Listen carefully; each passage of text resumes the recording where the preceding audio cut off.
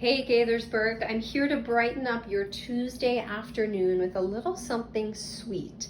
So a homemade no-bake granola bar, a great alternative to some purchased protein or granola bar from the store, easy to make with some staples on hand, and also fun for any kids at home if you want an afternoon activity. So this is a simple recipe. Some of these ingredients are optional, but the basic ones are in front of me. You need some type of a nut or seed butter. I'm using a crunchy peanut butter. If you're nut allergic or otherwise choose not to consume nuts, sunflower butter is a great alternative. When choosing a nut butter, opt for something with very few ingredients. Only peanuts. That would be ideal. If it has a little salt, that's okay, but choose things that don't have a hydrogenated oil or a palm oil or added sugar.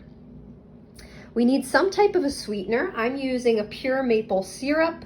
If you have honey, you could use agave nectar or a molasses. Those are all more mineral-rich alternatives to a cane sugar, and that's what you'll need here. Some type of a whole nut. I'm using almonds today, so raw, unsalted varieties.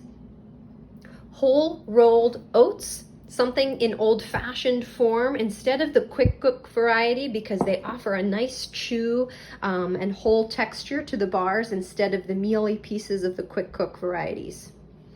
You need a dried fruit. So dates are popular for no-bake energy bars because they're sticky, they bind ingredients well, and they don't have an overpowering flavor. So this is the variety I'm using today. You need about a cup of the whole dates themselves. I soaked these in water first and then I pureed them in my Vitamix. So a food processor is really beneficial here, but I don't have one. That's okay. So I soaked them in water. Here's some of my leftover water. I placed them in my Vitamix. I used a low setting and I added a little bit of the additional liquid to make sure they blended smooth and creamy. So that's good to go. You could also use an apricot. Fig might be good. I don't know about prunes, but if you have a dried fruit on hand, give it a go, soak it and process it. Additional flavorings and sweeteners you can add if you want. I'm going to use a dark chocolate. This is my favorite brand of dark chocolate, 85% cocoa. Look for something that's more than 70% that helps to minimize sugar. Great source of antioxidants. A little vanilla I might top it off with, and some ground cinnamon. I might also add a little flaxseed here for some added omega-3s, but totally optional.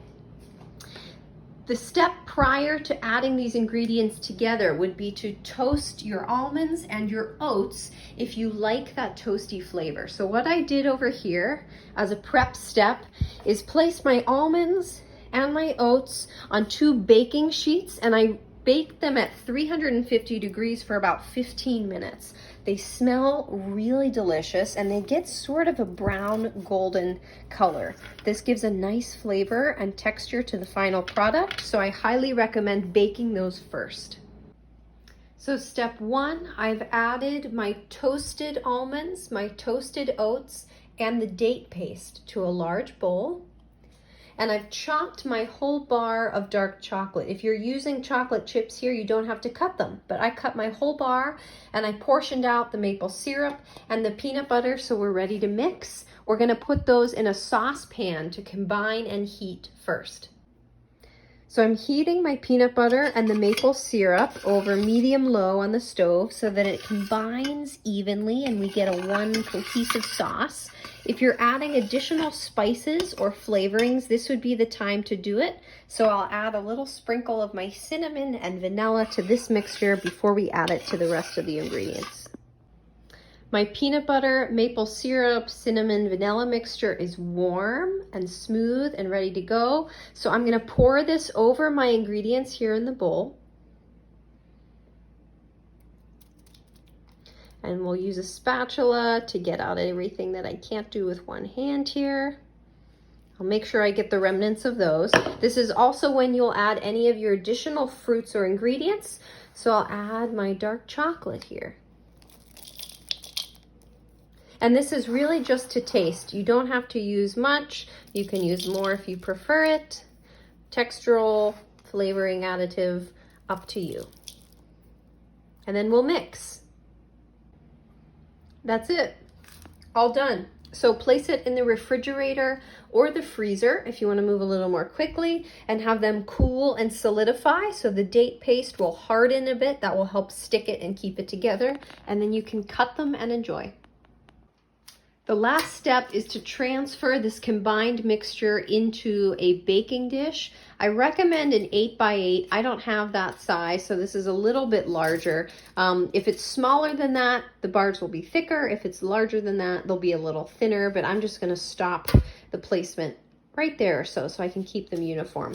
Line it with some type of parchment paper. I don't have that, so I'm using foil. That will just help it lift out easier after they sit and cool.